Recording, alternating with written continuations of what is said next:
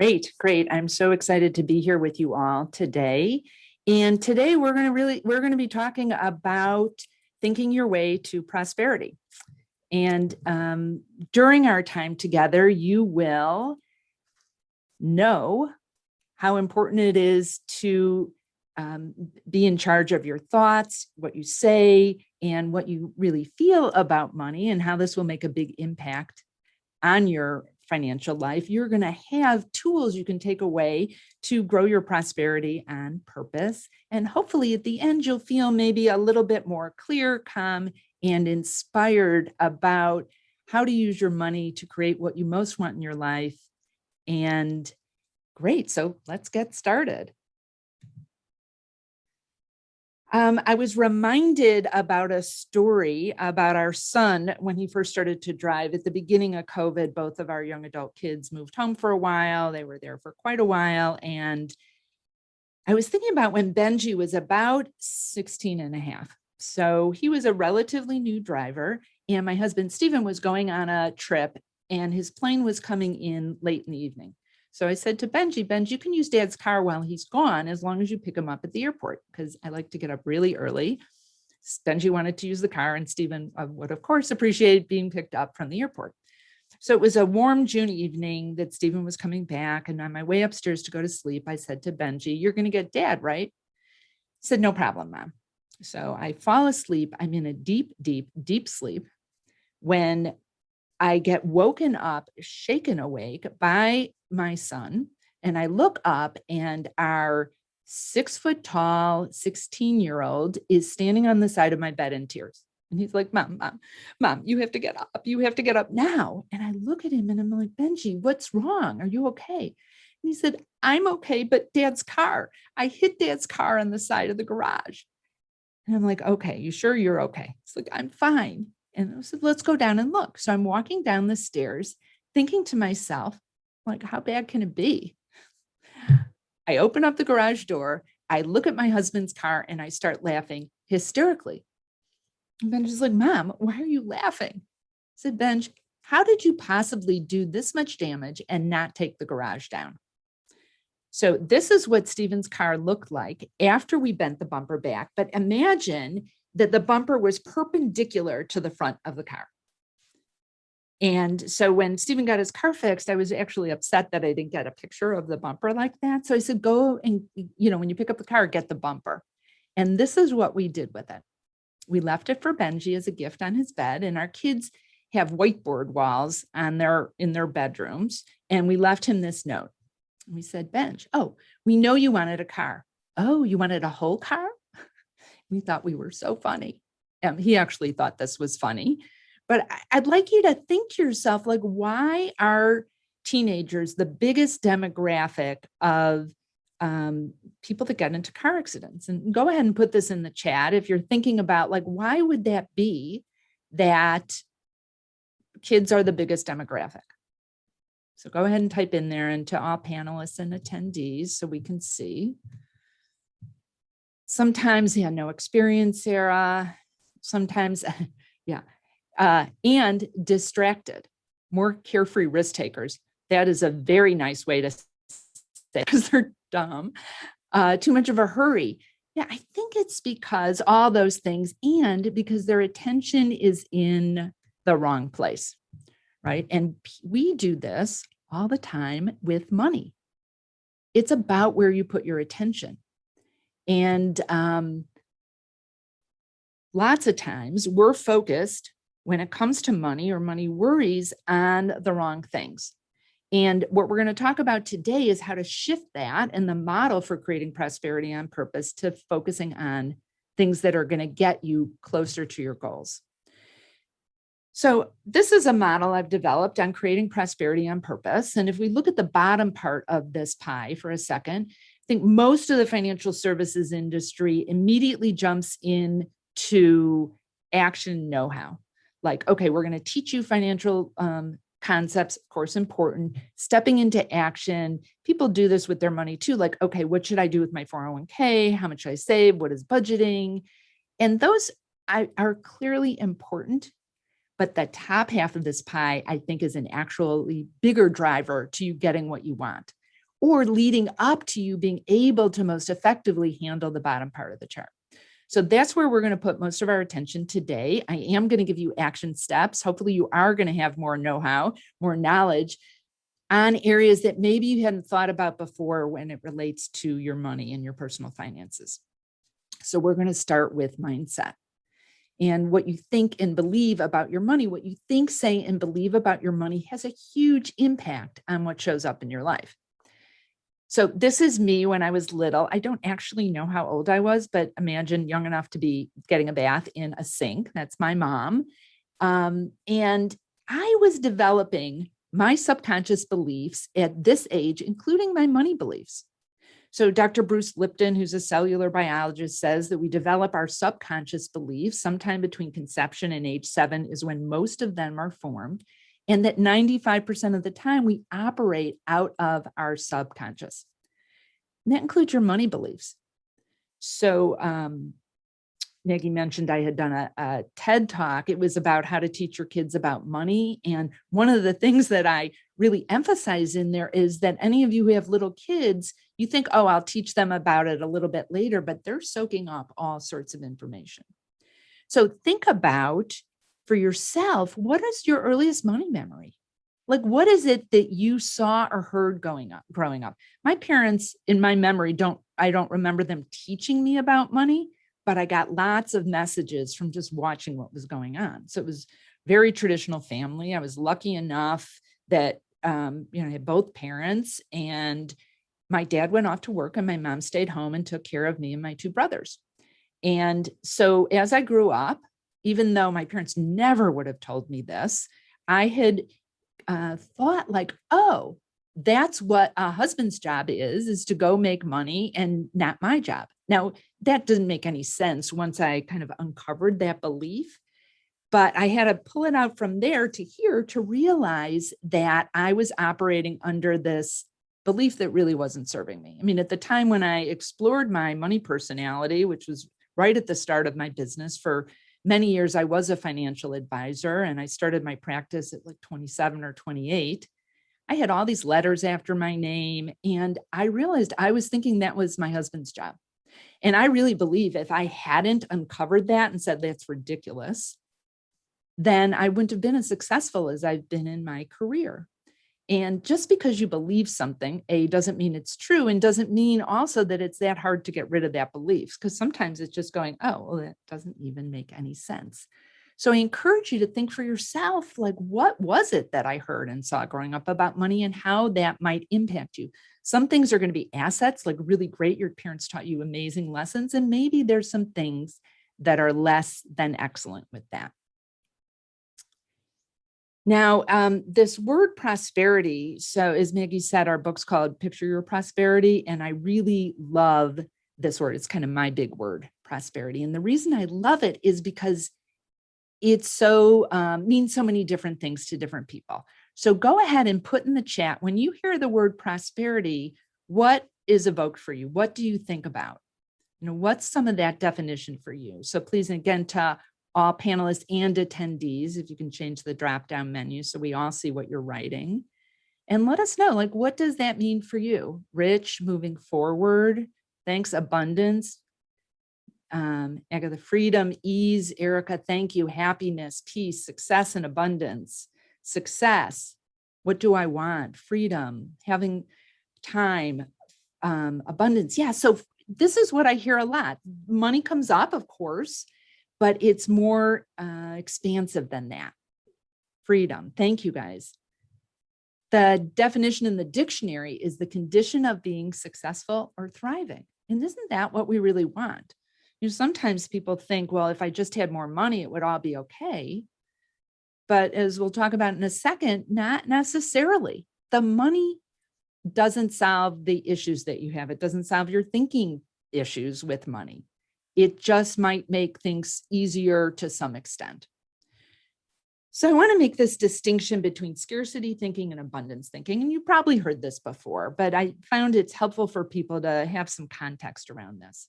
So scarcity thinking, lots of things fall into this, but it is about there's only so much to go around. For me to win, you have to lose. There's only so many good jobs, so many good men, so many good relationships. And it's fear-based and aggressive competition.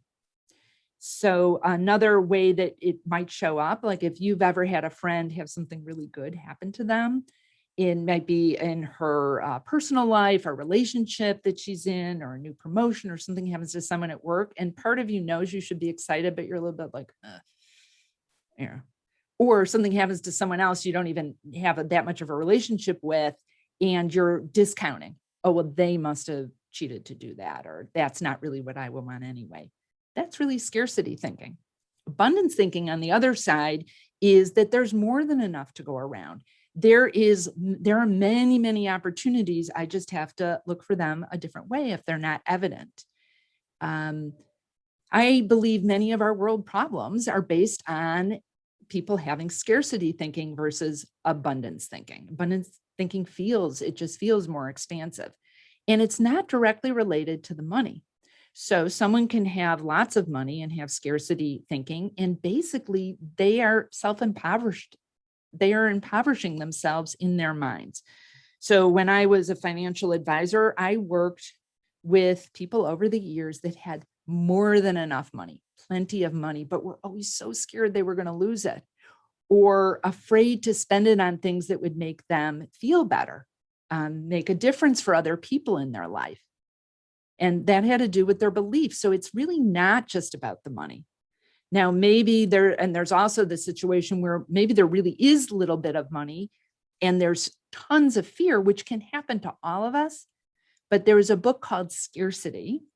And the researchers found that when people's backs are really up against the wall, they're terrified, which can happen, their IQ actually drops. So you're unable to make good financial decisions when you're in that place. So, and there's this feeling of desperation. I think for many people at the start of the pandemic, it was like, that many people felt that way. And it took some settling down and doing some other work for lots of people to find opportunities. And some people are still sitting in that position.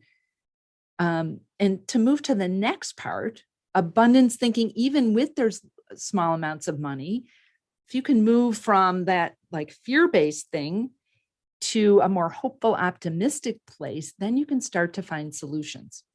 When you can get to that part, you can hear your own good intentions so that you can find solutions. You can find the people that can help you. You can think of a contact you haven't thought about in a long time that would make sense for you to connect with. And then, of course, the place we'd love to get everyone to is that they're thinking abundantly, and that helps them create prosperity on purpose.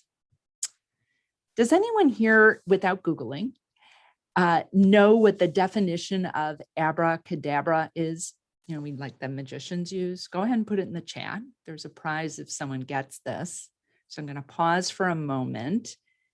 If over the years, I've had a few people, I am what I say. Okay, Catherine, you're the big winner. You got it right away. I do something with counting money. So Catherine, I want you to send me an email at ellen@ellenrogin.com, and I will send you a copy of my book. So send me your address at ellen@ellenrogin.com, because you were very close. It's I will create as spoken.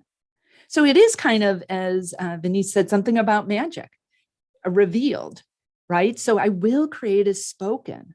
Our words make a huge difference on what shows up in your life. So if you're saying, oh my God, there's no opportunities due to the pandemic in my industry, versus, okay, there's an opportunity for me to be creative. How do I think about this a different way? See how our words create a reality for sure, Venice. I hope I'm saying your name right. Yeah, our words do create our reality.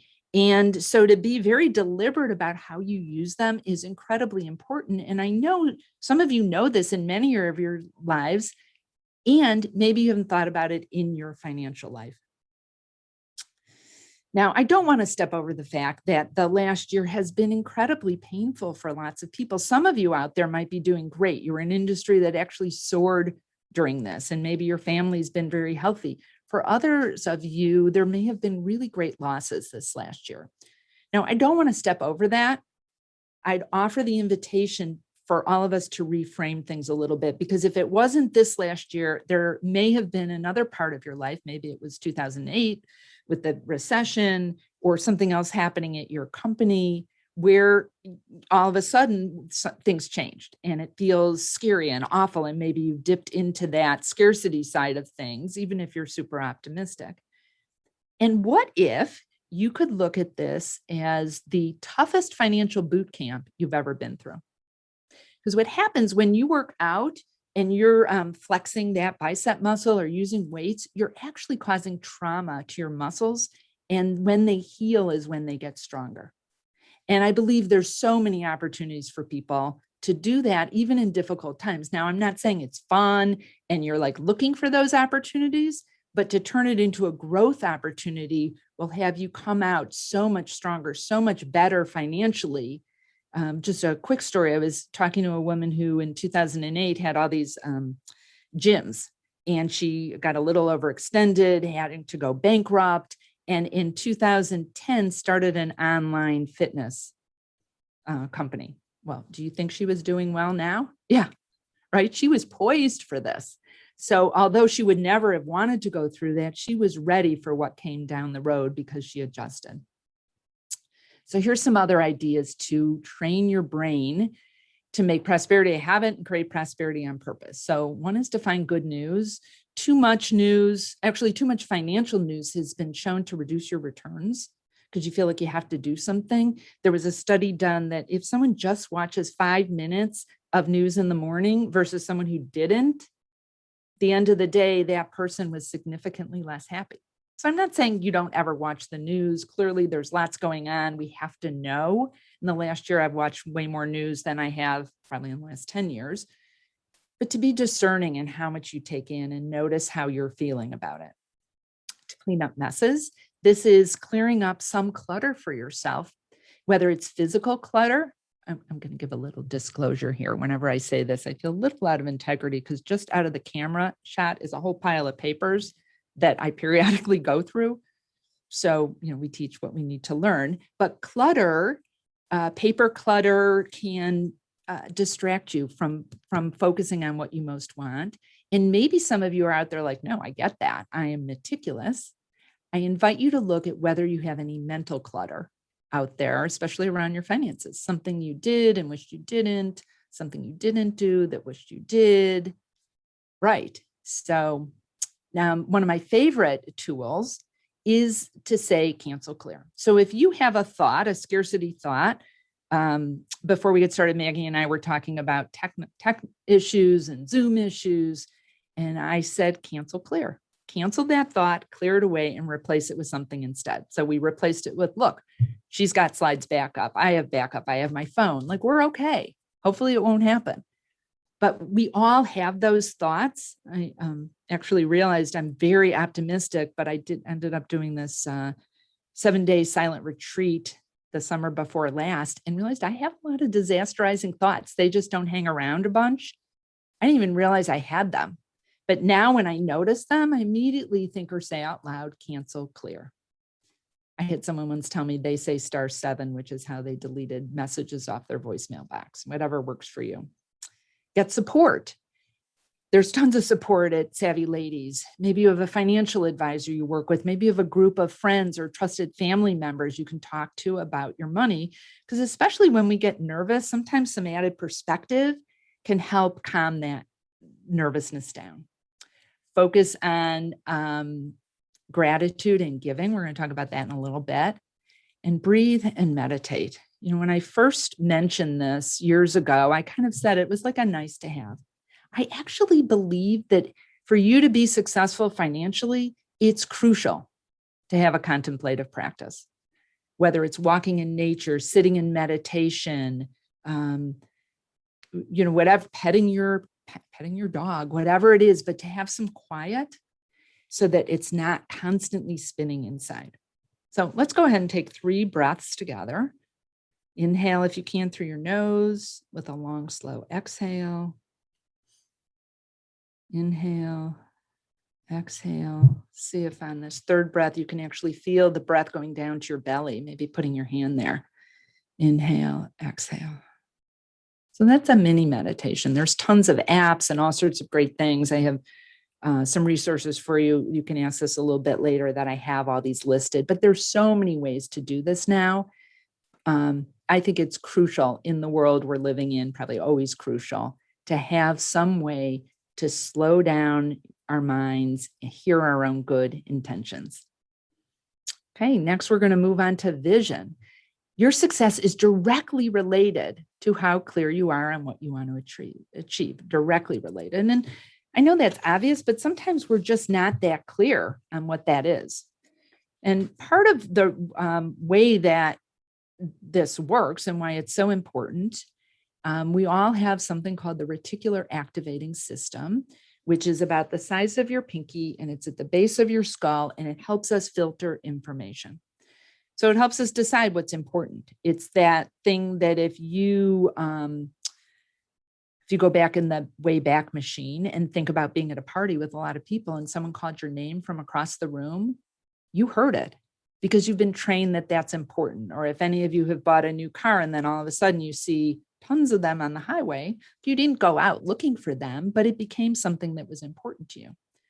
Most of the time we're reactive with our RAS, but you can also be proactive. I mean, athletes know this, they've known it for years, that when you do mental rehearsal, it's a powerful tool.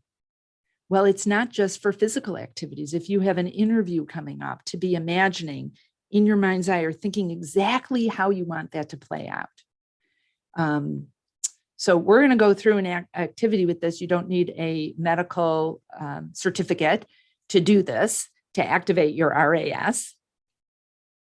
But I'm going to walk you through a short visualization. So these are just some images that they're actually in our book, but images that might spur something that's a goal of yours. So why don't you look at these? And if there's something else that's really up on your goal list, little or big, right? Then go ahead and think about that. But as you're in a moment, I'm going to ask you, and we're going to go through a visualization process for this. So if you could put a goal around one of these images or something else you have, and again, little or big, it doesn't really matter. And you can do this with your eyes open, looking down gently, or your eyes closed, whichever feels most comfortable to you. And sit, or if you're at a standing desk, stand in a way that you feel relaxed and alert at the same time. And we'll just start with taking in a few deep breaths. Maybe making the exhale a little bit longer than the inhale. And with each breath, feeling a little bit more relaxed and present. And now I'd like you to bring this image to your mind. And if it's hard for you to visualize things, just think about what that is and what it represents to you. Now, if it doesn't have a location, give it one like a movie set. And it's like you're the director of the movie watching, but you're also starring in this movie. So it's as if it's happening right now. And notice where you are.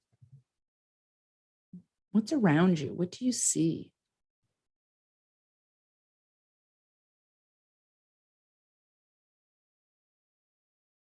Notice if there's any sounds that you hear.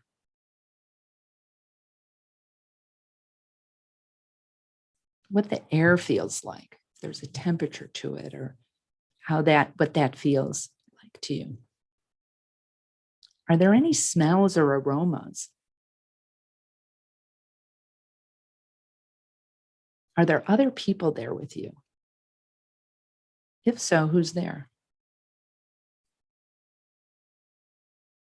And what are you saying to them, and what are they saying to you?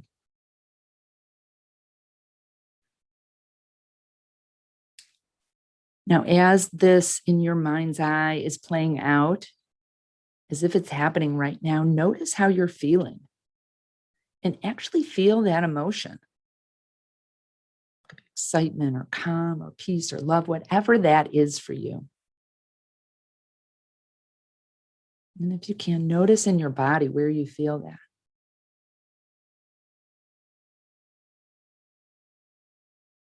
Add any other details to your vision to make it feel complete.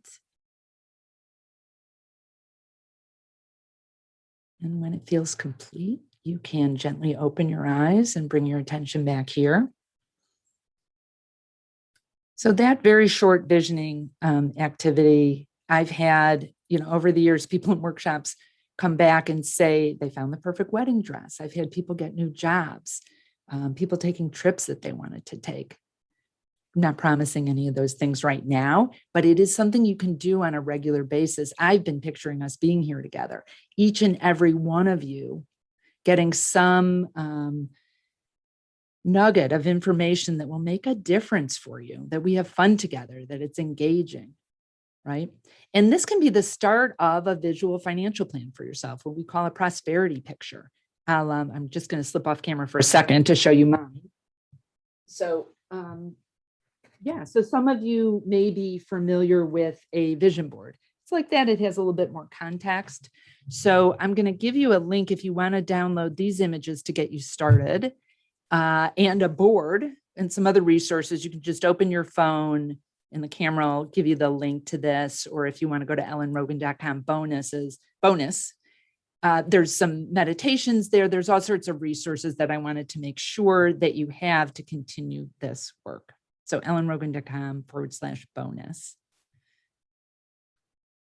Okay, so now my question to you is, can giving make you rich? What I saw when I was an advisor in 2008 is that people hung on so tightly to what they had with this energy of like, I'm not going to be okay. I'm not going to be okay. And if you're like this, can you actually receive? No, right? Now, there's some people that are always giving, and not feeling comfortable receiving, and that doesn't work either. We need to be good at both of these. There's actually studies that have been done that people that are more generous, and I'm talking about financial generosity here. There's tons of studies on volunteerism and how it increases our longevity and our health. There's all sorts of benefits. But being generous with your financial resources makes a difference too. I believe that generosity precedes prosperity. So this concept of giving back, I actually think we should give forward and take a portion of your income and give it to whatever's important to you. So I'm hoping that you all have an automatic savings plan through retirement, or if you're self-employed, that you do it on your own. I'd encourage you to set up an automatic giving plan and pick a percentage, take a percentage off your income and put it in. When I started this, I just had a savings account and put it in there to then be later given away. Now it's just part of what my husband and I do. We can be much more deliberate with our giving. Yeah. So think to yourself, how many of you here heard that it's better to give than receive? Right? Mostly all of us have heard that. It's actually not true. They're both important. There are so many benefits from giving for our mental well-being, I think our financial well-being. If there's not someone on the other end to be a receiver, that doesn't work. So if you're not open to receiving, whether that's in business or help from a friend, you're hurting their ability to give and feel good. So we need to be really good at both of these. One easy way to practice this, and I see this, women tend to be really good givers and sometimes not as good receivers, is just notice next time you get a compliment from somebody, what's your response? Is it, wow, thank you? Or wow, I really want to take that in. Or is it like, this old thing, like if it's a dress you're wearing, this old thing, I found it on the side of the road, or, what we like diminish people's compliments to us. And what if you could just take them in? So I have more information, a little bit more I want to share with you in the time we're together, but I want to pause and just see what questions you guys have. There's something I can answer for you about what we've talked about so far.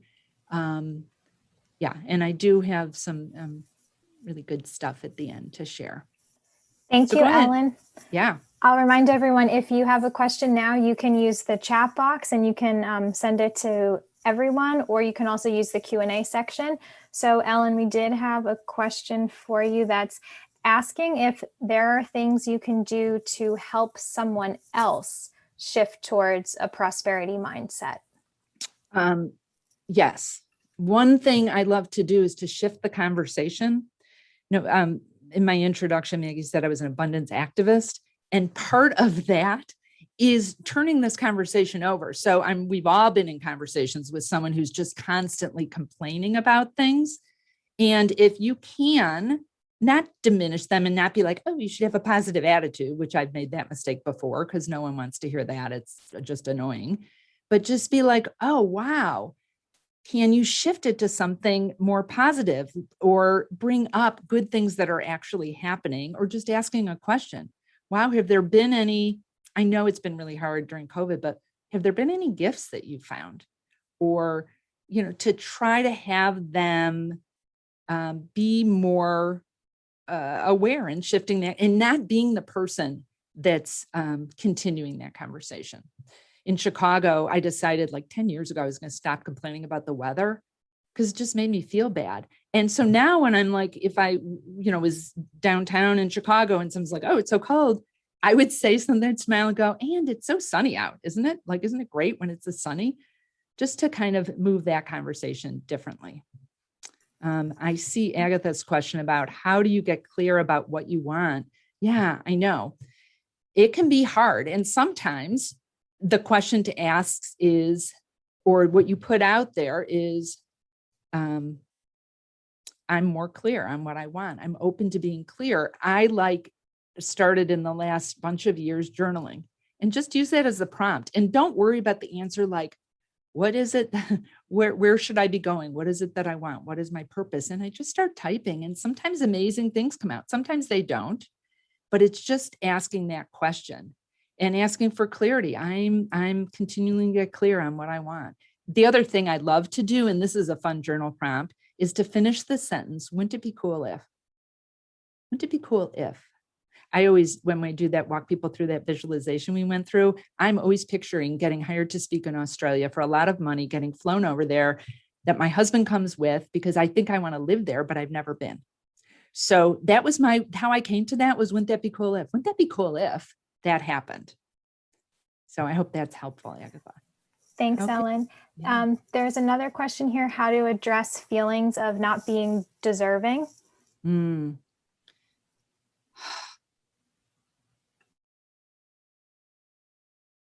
What's coming up for me is this idea of self-compassion. Kristen Neff is a researcher, and she's done a lot of work around this about us being more loving and compassionate to ourselves. And one of the activities she takes people through kind of a lot of steps, but 3 of her main steps are noticing like, oh, isn't this interesting? I really don't feel deserving. So good for you for like even noticing that, because for many people, it's just playing back here. The second step is common humanity. You know what? A lot of people, and I will tell you this is true, a lot of people feel like that. Could be from your background. It doesn't even matter. It's common humanity. And the last part is being self-compassionate. If you had the most loving friend or relative or coach, what would they tell you? Oh my gosh, you are so deserving. You're an amazing person. And you can actually write a letter to yourself as if it was coming from this person. So I hope that's helpful. That's great. Thank you. Thank you. Here's another question for you that's asking, how can you get to the point of quantifying how much is enough and use it in your financial planning? Okay, so there's 2 parts of that. One is the tactical part, which is you can go to a financial advisor, go online, and there's calculators to do that. So figuring out, it probably would start with what is it you need to run your lifestyle right now. And maybe if you've cut back because there weren't ways you could spend money like on travel or clothes or eating out, adding that back in and using that as a projection. So that's part of it. But the other part is, I think, a bigger question on sufficiency. There's one of my favorite books called The Soul of Money by Lynn Twist. And this was pivotal to me. Lynn was my mentor before she ever knew who I was. I actually got to meet her and travel with her a few years ago. But she talks a lot about sufficiency, like what is enough? Because I think in our commercial world, there's this like more clothes, better shoes, and it doesn't make us happier. Yes, there's a certain level, of course, you want healthcare and shelter and healthy food, but then there's this part that we're doing that, And so I invite you to really ask the bigger question: what is it that is really enough? And how much can I share with other people beyond that? Okay, thank you. And there's a follow-up question to that one that's asking also how to beat back the idea or the thought of the thought that I've already failed and it's never enough. It's never enough. Yeah. Yeah. So is there a way that you can look, Margaret, at what have I learned through this? I mean, there's that. I don't know that I grew up thinking this, like, oh, failure is just like learning. But what I know is every time I've had something difficult that happened, when I can look back at what I learned, it's always been helpful for me. And maybe many years later, I'll try to tell the story really quickly, but I had been maybe 10 years into my business. And at the same time, our kids were really little. My husband made what felt like a unilateral decision to get out of his business and start investing in real estate. I didn't feel like we talked through that. I don't actually know if we did, because I was in a whole lot of blame with him. And I had made some changes in my business and my income dropped, even though I knew the changes were good long-term. And we had been running up some credit card debt for some real estate we owned because it was vacant. And I was mortified. Here I was, a financial advisor with credit card debt. And I remember being on the phone with my coach, and she listened. I was crying. I'm not a crier. And I was just a mess, blaming my husband. And she said, Ellen, I totally hear what you're saying. And I've known you a long time. And I know you know the difference between scarcity and abundance thinking. And you're really coming from a place of scarcity right now. And it was like a sweet, loving slap across the face. And in that moment, I thought, okay, this is really painful. I'm embarrassed. Someday I'll be able to tell this story when I speak. It took me, I don't know, 10 or 12 years. I forgot about it. I didn't even tell it. But there is always something that can make us stronger out of a difficult situation. And again, in the middle of it, you might not be able to think about that, but hopefully that's helpful. In this, it's never enough, is that scarcity part. And to be, I think, well, I'm going to say this might be a really great segue. I want to answer any more questions, but Margaret, hold on to that, because the last concept I'm going to share with you, I think will be really helpful for that. It's never enough. Do we have, Maggie, any other questions? It looks like those are the questions that we have for now, Ellen. So I'll hand it back over to you and Perfect. I will monitor if we have any more come in. Thank you for the segue, Maggie. It's perfect. Thank you. Okay. And Margaret, thanks for that. It was really, I love when things happen like that. Okay. So gratitude, you guys have probably heard this, right? Like gratitude is such an amazing strategy, but it's actually a really good financial strategy as well. So if you can have a regular gratitude practice about this is about appreciating what is, being thankful for what you already have. And so in your gratitude practice, I mean, there's all sorts of studies that show, even if just 5 minutes a day or less than that helps your mood, it also is a huge stress reducer. So that idea of being able to reduce your stress to make better financial decisions, but that never enough. If you can start, as I said, to be thankful for what you already have, that I think will help ease some of that. And so you can be thankful for what you have. This is my family. I'm always thankful every single day for them. More recently, of course, I've been thankful for our good health, for my breath, right? That I can breathe clearly. But from a financial standpoint, is there a roof over your head? Do you have a paycheck? Do you have people in your network? Do you have people you could fall back on that would be there? Like there's probably something you can be thankful for. And the more time you spend in that area, the better. I'm actually in the last month or so been practicing. There's a book called The Gratitude Formula by May McCarthy. And she runs through a gratitude practice where you're also writing and saying each day the things you're grateful for that actually haven't even happened yet. So I'm grateful for this amazing new job where I get to add value, and they're paying me so much more than I was getting before, and like all the color around it, how you're adding value and what you're getting. And that's been super fun for me. So I don't think that's on the resource list, but it's called The Gratitude Formula. And she wrote another book that also is really great called The Way to Wealth, or The Path to Wealth, something like that. But it's Mae McCarthy. Yeah. So I'd like a pinky swear from all of you that before the end of the day, that you are going to share with someone else what you're grateful for about them. You will make their day, and it'll make you feel great too. So it could be an email, better yet, pick up the phone, write someone a beautiful handwritten note about the difference they've made for you. And even if it's not someone like really close to you, but maybe think about an early mentor that you've had, if you go ahead and do that, you're going to feel so much better. So why was I so excited that Savvy Ladies invited me to speak here? And why do I love speaking to women? Because I believe, and the reason I do my work is because I truly believe that as women are standing more in their power with money and get past the question of, am I going to be okay, to how much can I give, that we are the people that are going to change the planet. There's a huge transfer of wealth the financial services industry is talking about.